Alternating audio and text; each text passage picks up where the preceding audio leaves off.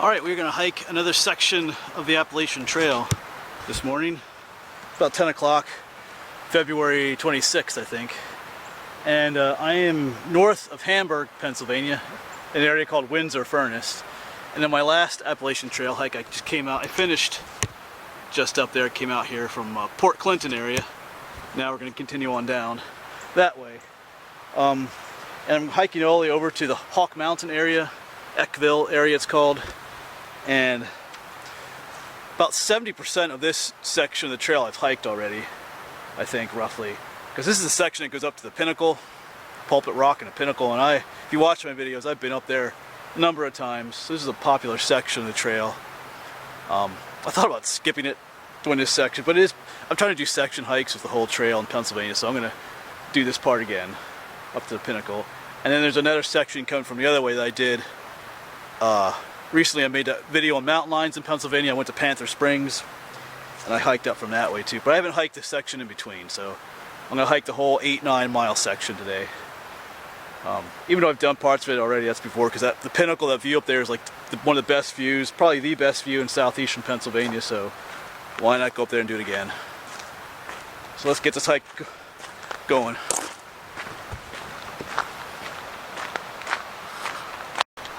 And just follow the white blazes.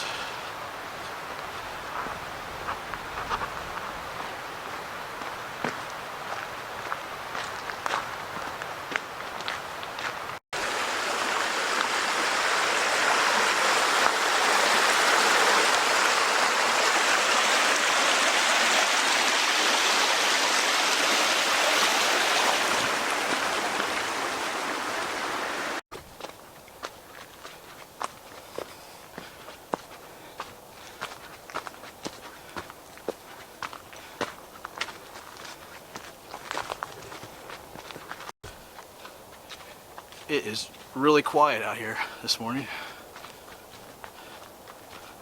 It's kind of nice.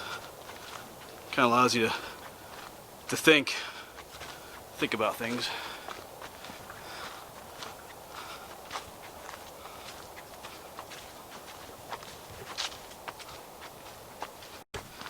And here begins the uphill climb up to the pinnacle. We've been down below the mountain, now we're going to start hiking up it.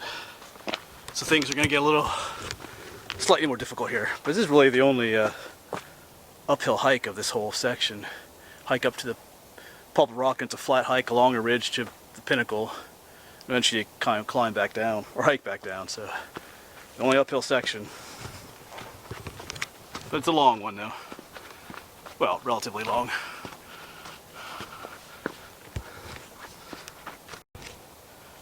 Starting to see some views through the trees there, because that'll get a lot better once we get higher up.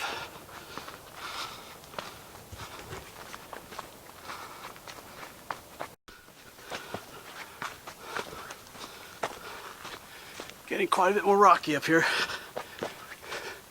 so I have to climb one last section up there.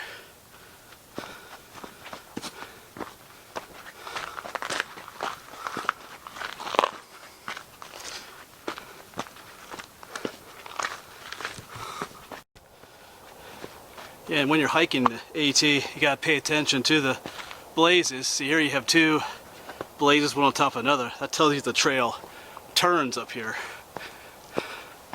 Because if you notice, it looks like the trail keeps going. And there's a trail that keeps going. But you notice they place logs in front of it here because they want you to go this way actually. And you can see there's another white blaze up there. So what happens a lot of times with people is they pass a double blaze like that, and they just keep going on the trail that keeps going straight, not realizing that the double blazes means the AT turns off either to the right or to the left. I've watched videos of people where they did that, and they had to go backtrack. It's easy to do sometimes, because sometimes as you're walking, you're not really paying attention, you kind of get lost in your thoughts, and you're not really looking at the blazes around you anyway, you just not paying attention. So it can happen to anybody. I've done it already. So, alright, just one more last section to hike, climb up here. The toughest section, but it's kind of fun too. Alright.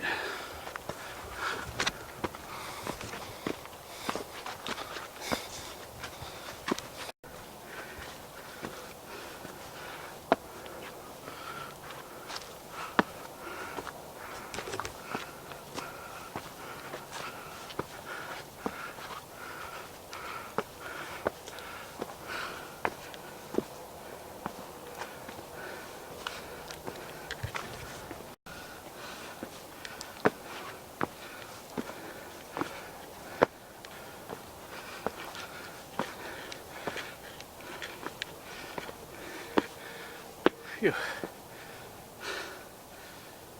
Getting up there.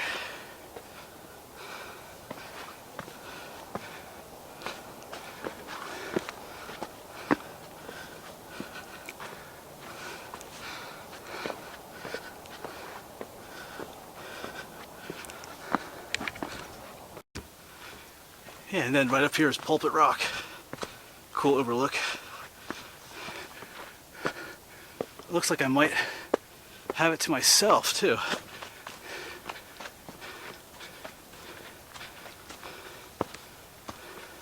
Yep, cool. Yeah, last time I was here, there were so many people up here. It's crowded. Oh yeah. Pretty awesome.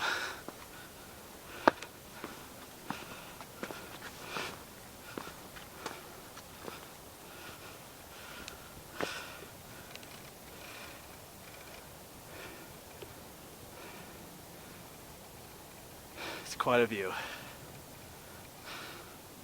I'm gonna take a break up here. Good place to do that. Alright, well, time to get moving on. We're gonna head on back on the trail over here. We make our way out. There's the pinnacle, just a little bit around there. So that's where we're headed next. So that's where I'll see you. And of course, that has a really awesome view over there. Alright, let's get moving again. Alright, in my previous Appalachian Trail video, we talked about these guys, lichens, and how they're one of the cool things you can see during the winter time out here when you're hiking, when there's not always so much to see otherwise. We talked about how that's a symbiotic relationship between fungus and algae, but here are some different kinds of lichens over here as well. You have these I showed you, then you have these over here. These are pretty cool too. These are just a different kind of lichen growing all over this rock. They're pretty cool too.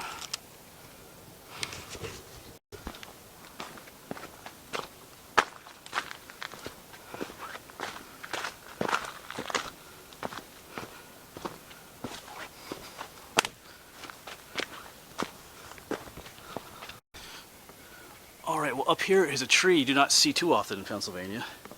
At first glance it would just look like another spruce or hemlock tree, but it's not. It's actually a fir tree. F-I-R. They're not terribly common. There's different kinds. There's a balsam fir, Fraser fir. There's another one. Balsam, I don't think it's a balsam. Those grow up more in the far north. There's another fir tree too. It's skipping my mind though.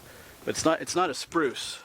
Because if you touch spruce needles, they're very pointy on the end. These are not. Of course, hemlock needles are soft too. But this is not a hemlock tree. You can tell by the bark too. Of course, a lot of people carve their names on this one. But it's very different from hemlock bark. There's a little fir tree. Pretty cool to see them out here. Yeah, here's another one. That's the one we're just looking at over there. But this is a different. This isn't even a different kind of one. Fir tree. I don't know. Someone may have planted these out here too. I'm starting to think maybe these weren't naturally occurring. Maybe someone planted, because they're right along the trail. Maybe someone planted these out here at one point. Oh well, I'll look. I'm gonna look up when I get home. We'll see.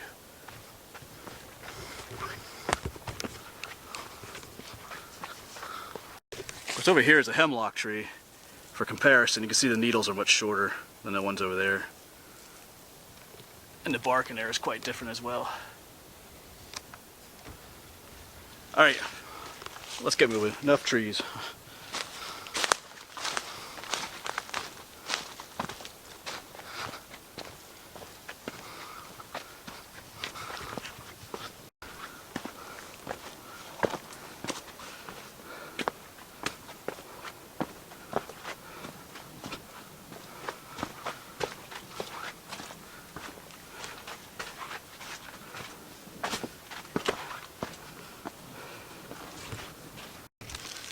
we see these here.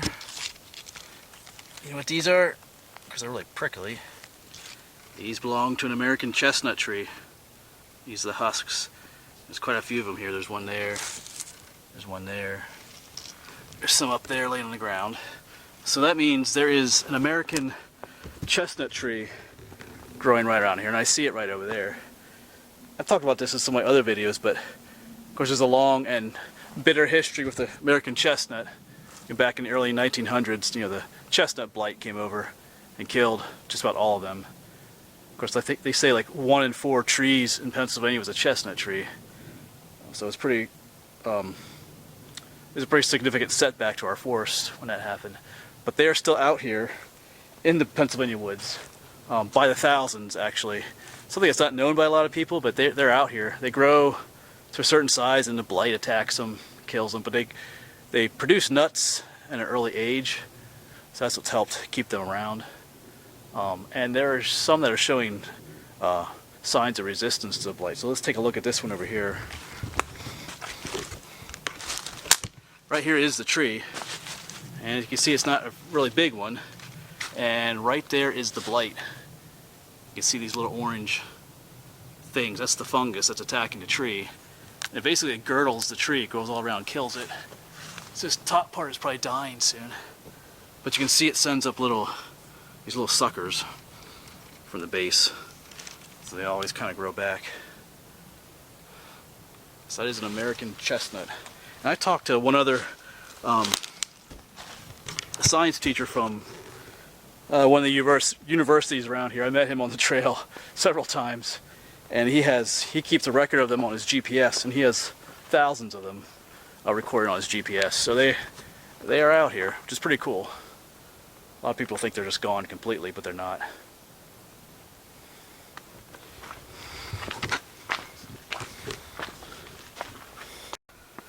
Well, the sun came out for the first time today. See her up there. Should warm things up a little bit.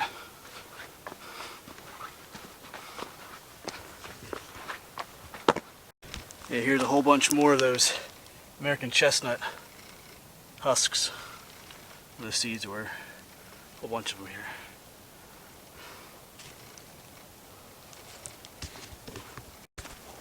Yeah, a bunch of them. And then here's the tree that was producing them. Of course, you can see how the blight hit it here, and all the way down to the base here. It died. And you can see how in the back here, how a new one was growing up down below where the blight was affecting it. So that's how it works. The trees die, and then they constantly send up new shoots to replace the ones that died. Alright, well, I'm not too far from the Pinnacle Overlook, but I'm getting hungry, so it is time for a Snickers break. So this is going to be good.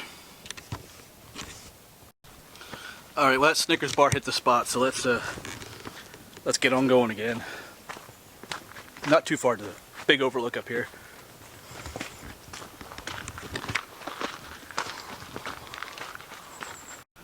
Alright, we've made it to the overlook. Well, not just quite yet, but up there is that stone pile. You've seen my other videos when we're up here. It's tradition to throw a rock on that stone pile once you've done with the overlook. That's why there's so many stones there. But the overlook is just past this pile of rocks.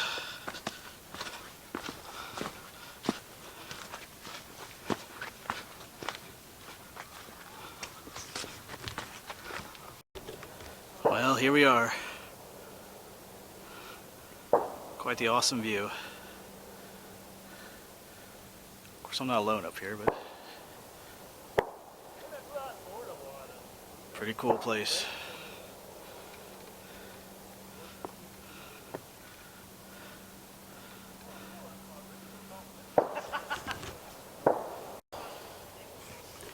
Alright, awesome views up here, but I gotta get going. Still got quite a ways to go to finish this section of the hike.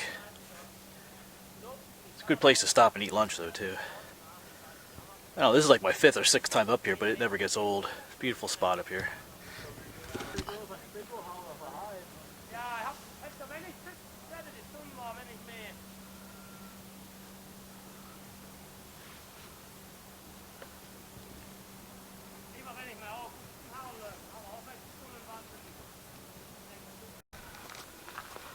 Alright, here we are at that rock pile again.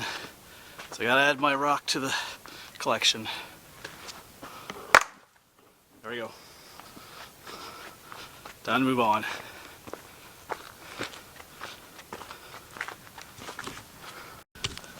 Yeah, that group of men up there were they were Mennonites, or probably old order Mennonites, because they were speaking Pennsylvania Dutch, which isn't really Dutch.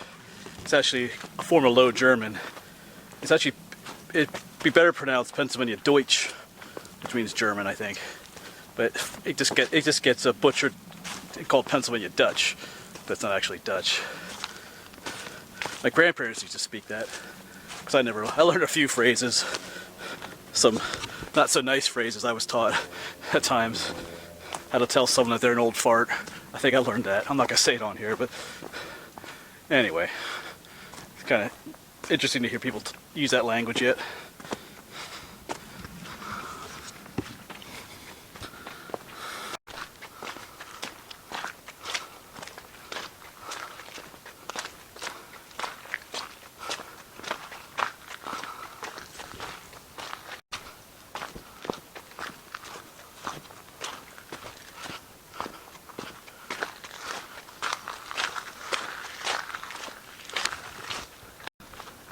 Alright, so here we are at this clearing.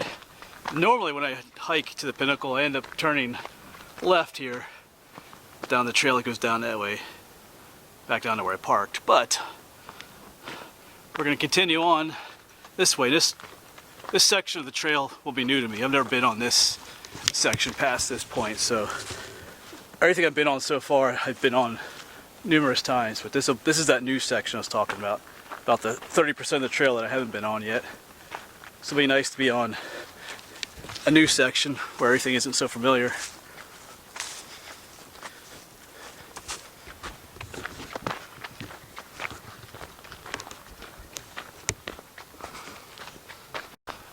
Not too long ago I did a video on the last mountain lion in Pennsylvania. I think that was posted up back in February sometime. And I told the story about, you know, back in the summer of 1874, how the last mountain lion in Pennsylvania was supposedly shot in this location. And this is, as the story went, some guy, I forget his name, but he was walking along an old logging road, and this is the logging road he was walking on. I think it's also called the old Windsor Furnace Road. Maybe I'm wrong about that, but this is where he was walking, and he stopped. He felt like as if he was being followed, and he looked back, and there was a mountain lion behind him. And him and a friend came back the next day and found the mountain lion at a place called Panther Springs, and they shot it there, August of 1874, and that was supposedly the last mountain lion in Pennsylvania. Of course, I'm not going to get in that video I made. I discussed whether it was, and I'm not going to get into that into this video, but we will be passing Panther Springs today as well, because I hiked that section of the trail when I made that video. That's probably not for another 2 miles yet. So, but I am walking in the footsteps of that guy that was being stalked by that mountain lion back in 1874. So I don't think I'm being stalked at the moment. I don't see anything. It'd be kind of cool to get a picture of a mountain lion. I don't necessarily want to be stalked by one though.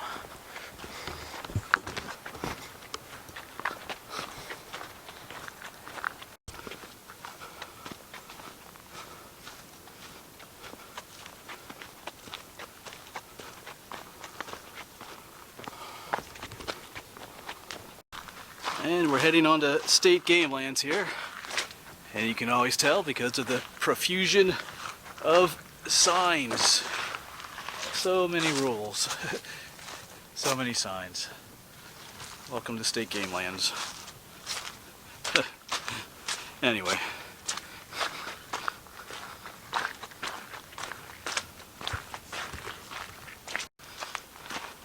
I enjoy hiking in these areas where you're kind of just in the middle of nowhere up in the mountains. You know, no sign of civilization anywhere. You know, miles from the nearest house. Because I have been looking back occasionally ever since I told that story about the mountain lion. I don't think there's any out here, but I have looked back several times.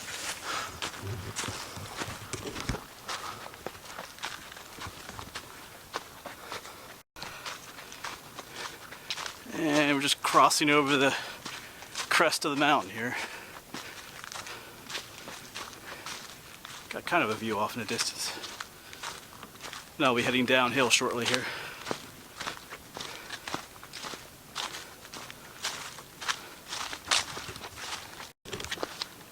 Yeah, just over the crest there's a nice little camping spot here. Of course, the trail continues down that way.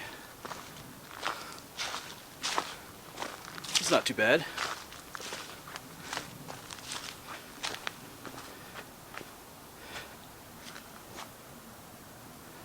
Over there is Hawk Mountain. And my truck is waiting for me down in there somewhere.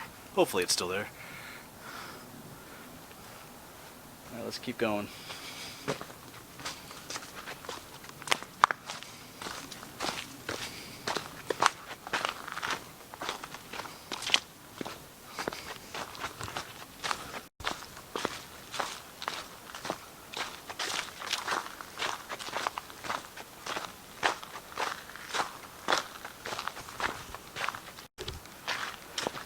So I came around the corner, and you see that dark stump up there.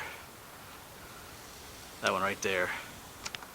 Well, from back here, it almost looked like it was a bear, the back of a bear. Yeah, just for a split moment, I was like, there's a bear! But it's just a tree stump, or a log. Oh well.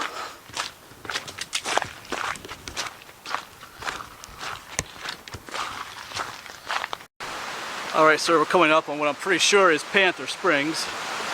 So like I said, I was here a couple weeks ago, or maybe like a month ago. Looks a lot different.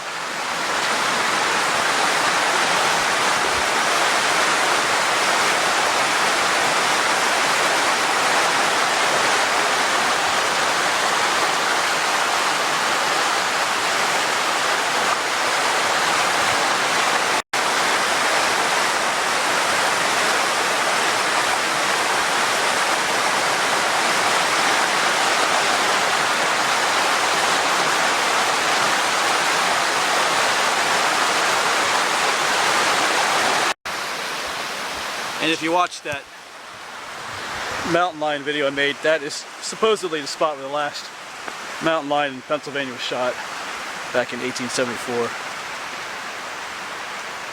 Of course, last time I was here, it was frozen, cold and frozen there. A lot nicer today though.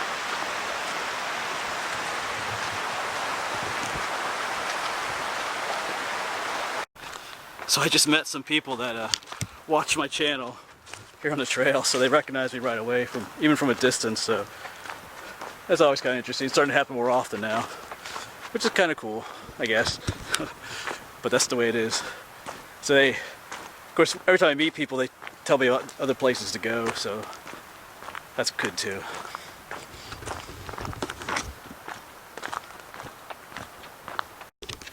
Here's one last kind of nice view, looking out through the valley. We were way up there earlier. It was where the pinnacle kind of was, and we kind of came around down this way.